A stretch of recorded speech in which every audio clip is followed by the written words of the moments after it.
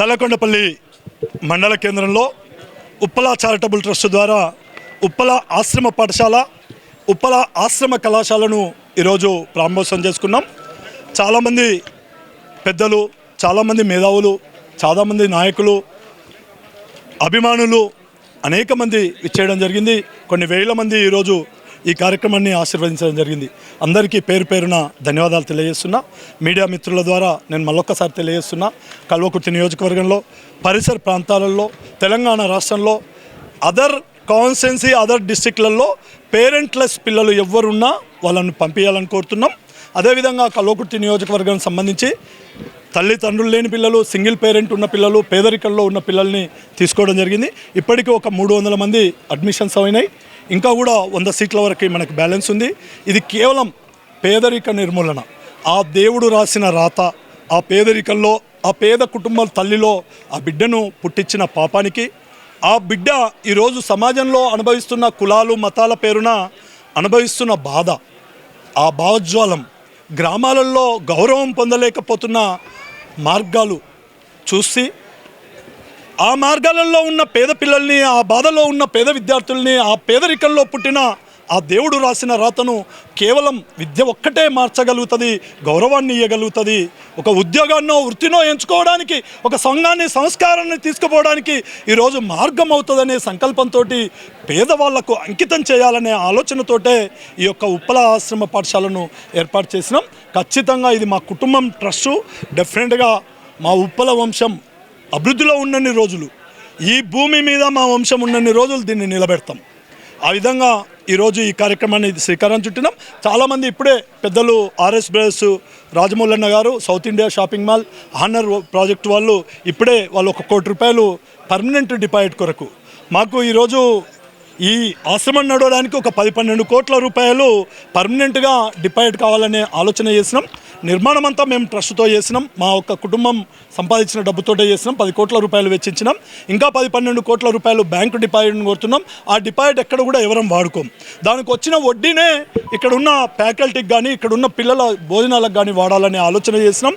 ఆ ఒక బర్త్డేలు, లేకపోతే పెళ్లి రోజులు అలాంటికి వాటికి కూడా వాడాలని చేసినాం. అనేక సందర్భాలలో మేధావులందరూ ఇక్కడ వచ్చి బర్త్డేలు చేస్తామని కూడా ఇప్పటికే చాలామంది రిజిస్టర్ చేశారు.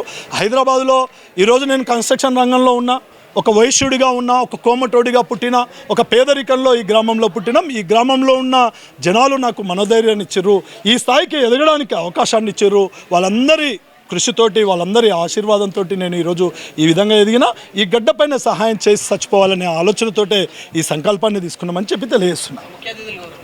ఈరోజు ముఖ్య అతిథులుగా శ్రీనివాస్ గౌడ్, లక్ష్మారెడ్డి అన్న, నిరంజన్ రెడ్డి అన్న వస్తుండు, ఆర్ఎస్ ప్రవీణ్ కుమార్ గారు వచ్చారు, సవితమ్మ ఇప్పుడు వస్తుంది, ఇంకా 4:30కు వస్తున్నది, జైపాల్ యాదవ్ గారు వచ్చారు, నవీన్ రెడ్డి గారు వచ్చారు, ఎమ్మెల్యే కసిరెడ్డి నారాయణ రెడ్డి గారిని ఇస్తున్నాడు, 5 గంటలకు వస్తున్నాడు. అదేవిధంగా మల్లురవి గారు వస్తున్నాడు, ఈవినింగ్ వరకు. వాళ్ళు ఢిల్లీ పోయారు, ఈవినింగ్ వరకు వస్తా అని చెప్పారు. అదేవిధంగా ఇంకా చాలామంది మేధావులందరికీ కూడా చెప్పినాం. రాజకీయాలకు అతీతంగా దీని కార్యక్రమాన్ని చేస్తున్నాం. నేను ఒక బీఆర్ఎస్ పార్టీలో ఉన్న వాస్తవం. నేనేదో చాలామంది ఏదో మాట్లాడుతున్నారు, ఏదో రాజకీయంగా ఎదగడానికి కాదు, ఓపెన్గా చెప్తున్నా, ప్రమాణపూర్వకంగా చెప్తున్నాం. నన్ను పుట్టించిన వాసవి మాత సాక్షిగా చెప్తున్నాం, నా కన్న తల్లి సాక్షిగా చెప్తున్నాం. ఇక్కడ ఇది రాజకీయాలకు సంబంధం లేదు. ఇది కేవలం 10 మందికి సహాయం చేయాలి. జన్మనిచ్చిన ఈ మానవ జన్మకు సార్థకత కావాలి. నా కుటుంబం పేరు, నా చరిత్ర పేరు, నా కమ్యూనిటీ, నా వంశం పేరు ఈ ప్రాంతంలో నిలబడాలనే ఆలోచనతోటే ఈ కార్యక్రమాన్ని ముందుకు తీసుకుపోయినాం. 6వ తరగతి నుంచి ఇంటర్ వరకు ఇప్పుడు ప్రయోగం చేసినాం. ఇది కేవలం బాలికలకే చేసినాం. కో ఎడ్యుకేషన్ ఉంటే అబ్బాయిలు బాలికలు ఒకతన చదివిస్తే అది వేరే సంకేతాలు పోతాయి, వేరే రకంగా ఇబ్బందులు వస్తున్నాయని కొంతమంది మేధావుల సలహా ప్రకారంగా కొన్ని institutions, corporation institutions, Narayana, Chaitanya, Gayatri ఇట్లాంటి ఇన్స్టిట్యూషన్స్ సలహాల ప్రకారంగా ఇది కేవలం బాలికల పాఠశాలనే తీసుకొచ్చినాం. ఇది ఇప్పటికి 300 మంది అడ్మిషన్ అయ్యారు. ప్రతి సంవత్సరం 6th క్లాస్ ఉంటుంది. ఎవరైనా డ్రాప్ అవుట్ అయితే అన్ని క్లాసులలో తీసుకుంటాం. తర్వాత ఇంటర్ ఫస్ట్ ఇయర్లో కూడా ప్రతి సంవత్సరం, అంటే ఎస్ఎస్సి పిల్లలు కూడా మనతో ఉన్న వాళ్ళే ఫస్ట్కి వస్తారు. 6th అయితే రెగ్యులర్గా ఉంటుంది. నెక్స్ట్ ఇంకా 5-6 మంది ఏదైనా డ్రాప్ అవుట్ అయినా సీట్లు మిగిలిన వాళ్ళకి ఎవ్రీ ఇయర్ కూడా ఉంటుంది. ఈ ఇయర్ అయితే ఇప్పటివరకు 300 మంది పిల్లలు ఇప్పటికే అడ్మిషన్స్ అయ్యారు. ఇప్పుడు ఇక్కడ 400 కెపాసిటీ ఇది బిల్డింగు, 45,000 ఎస్ఎఫ్టీ నిర్మాణం చేసినాం. సుమారుగా దీన్ని బిల్డింగ్ అంతా కూడా నామ్స్ ప్రకారంగా చేసినాం. ఇప్పుడు ఈరోజు సిబిఎస్ఈ నామ్స్, స్కూల్స్ పర్మిషన్స్ అన్ని ఎన్ఓసీలు కూడా పొందినాం. అన్ని నామ్స్ ప్రకారంగా బిల్డింగ్ నిర్మాణం చేస్తున్నాం. రాబోయే రోజులలో ఇది ఒక 70-80 సంవత్సరాలు 100 సంవత్సరాల నిర్మాణం ఉండే విధంగా పటిష్టంగా బిల్డింగ్ నిర్మాణాన్ని జేఎన్టీయూ నామ్స్లో స్టీల్ డిజైన్ కానీ కాంక్రీట్ డిజైన్ కానీ బిల్డింగ్ నిర్మాణం కానీ పూర్తి చేస్తున్నాం. ఫ్యాకల్టీలు ఇప్పటికి ఒక 12 మంది 13 మందిని, నా బిడ్డలు 15 మందిని తీసుకున్నాం. ఇప్పటికీ వాళ్ళకు సుమారుగా 4-5 లక్షల రూపాయలు మంత్లీ శాలరీలు అవుతున్నాయి. మంచి ఫ్యాకల్టీలనే ఇప్పటివరకు చుట్టుముట్టు ఉన్న ప్రైవేట్ స్కూళ్ళకు అధిగమించి ఫ్యాకల్టీలను తీసుకున్నాం. ఎందుకంటే మనం తీసుకుంటుంది పేదరికంలో ఉన్న పిల్లలు, తండ్రి లేని పిల్లలు, తల్లిదండ్రులు లేని పిల్లలు. ఆ పిల్లలకు మనమే తల్లిదండ్రులు కావాలనే ఆలోచనతోటి ఈ కార్యక్రమాన్ని ముందు తీసుకుపోయినాం. అన్ని ప్రాంతాల పిల్లలు తీసుకున్నాం. ఈరోజు రాజమండ్రి, కాకినాడ పిల్లలు కూడా ఉన్నారు, నిజామాబాద్ పిల్లలు కూడా అడ్మిషన్ అయ్యారు, కరీంనగర్, ఖమ్మం పిల్లలు కూడా కొంతమంది అడ్మిషన్ అయ్యారు. కాకపోతే ఏంటంటే మనం ఈ ప్రాంతంలో ఉన్నాం, కార్యక్రమాలు చేస్తున్నాం కనుక ఈ ప్రాంతానికి సంబంధించిన కల్వకుర్తి నియోజకవర్గానికి సంబంధించిన పిల్లలు ఎక్కువ మంది ఉన్నారు. 100% యూనిఫామ్స్ అన్ని ఆశ్రమానివే ఉంటాయి. ఇక్కడ ఏది వాళ్ళని బాక్స్ కూడా తీసుకురానియం, కేవలం బ్యాగ్తో రావాలి, బట్టలు తీసుకొని రావాలి, అంతేగాని ఇక్కడ ఎలాంటి యూనిఫామ్స్ అన్నీ కూడా సిస్టమ్ అంతా ఆశ్రమం నిబంధనలే ఉంటాయి. భోజనం కూడా నేను ఇప్పుడు ఏం మాట్లాడలేను. ఇక్కడ కొంతమంది టీచర్స్ కూడా ఇక్కడే వాళ్ళు ఫ్యామిలీతో ఉండే విధంగా పోర్షన్స్ చేసినాం.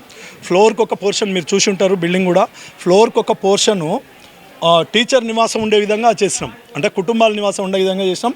ఆ టీచర్స్ కూడా ఇక్కడ ఫుడ్ వండుకునేది లేదు, ఆ చేసిన ఫుడ్డే వాళ్ళ కుటుంబం కూడా తినాలి. అంటే ఆ విధంగా పారదర్శకంగా తీసుకుపోతాం. డెఫినెట్గా మంచి బలమైన ఆహారాన్ని ఇస్తాం, బలంగా తయారు చేస్తాం, మానసికంగా దృఢ సంకల్పాన్ని నింపుతాం, సమాజాన్ని నింపుతాం, పిల్లల వ్యక్తిత్వాన్ని నిలబెట్టే విధంగా, జీవనశైలిని నిలబెట్టుకునే విధంగా, వాళ్ళు బయటికి వెళ్ళి 10 మందికి సాయం చేసి బతికే విధంగా, వాళ్ళ కుటుంబాలను కూడా ఆ దేవుడు రాసిన రాతను మార్చుకునే విధంగా తయారు చేస్తాం. డెఫినెట్గా తయారు చేస్తాం. శారీరకంగా దృఢంగా తయారు చేస్తాం, మానసికంగా దృఢంగా తయారు చేస్తాం, మానసిక శక్తిని పెంచుతాం, అదేవిధంగా విద్యను పెంచుతాం, ఉపాధి ఉద్యోగం పొందేందుకు ప్రయత్నం చేసేందుకు గట్టి విజ్ఞాతులను తయారు చేస్తున్నా కానీ ఎన్నో ప్రభుత్వం ద్వారా రెసిడెన్షియల్స్ వచ్చినాయి. తెలంగాణ పబ్లిక్ స్కూల్స్, ఇప్పుడు మోడల్ స్కూల్స్, అనేక డిజిటల్ స్కూల్స్ కూడా ఈసారి రేవంత్ రెడ్డి గారు ప్రభుత్వం ఈరోజు తాలూకాకు ఒకటి తీసుకొచ్చారు. కానీ అయినా ఇంకా పేదరికం ఉంది.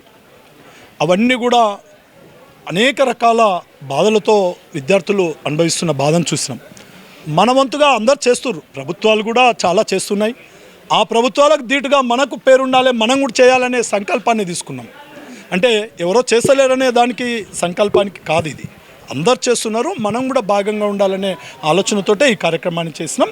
ప్రభుత్వాలకు కూడా ధన్యవాదాలు తెలియజేస్తున్నా. తెలంగాణ ప్రభుత్వానికి కూడా ఈరోజు కాన్స్టిట్యున్సీకి ఒక స్కూల్ను ఏర్పాటు చేసి కనీసం 1000-1500 మందినన్నా వాళ్ళు అక్కడ నిర్ణయిస్తున్నందుకు అది ప్రభుత్వం డబ్బులు, ప్రజల ద్వారా వసూలైన సొమ్ములతోటి ప్రభుత్వాలు నిర్మాణం చేయాల్సిన బాధ్యత రాజ్యాధికారం ఉన్న రాజకీయ పార్టీల బాధ్యత. ఆ బాధ్యతలో భాగంగా ఎవరు అధికారంలో ఉన్నా, అది కాంగ్రెస్ ఉన్నా, బీజేపీ ఉన్నా, బీఆర్ఎస్ ఉన్నా, ఇంకా ఏ పార్టీ ఉన్నా, అది ప్రభుత్వంలో ఉన్న వాళ్ళ బాధ్యత. ఏంది, పేదరికానికి నిర్మూలన చేయాలంటే విద్యా వైద్యాన్ని అందించాలనే ఆలోచన ఉండాలి. దాంట్లో చేస్తున్నందుకు ప్రత్యేక ధన్యవాదాలు తెలియజేస్తున్నా ఈ ప్రభుత్వాలకి.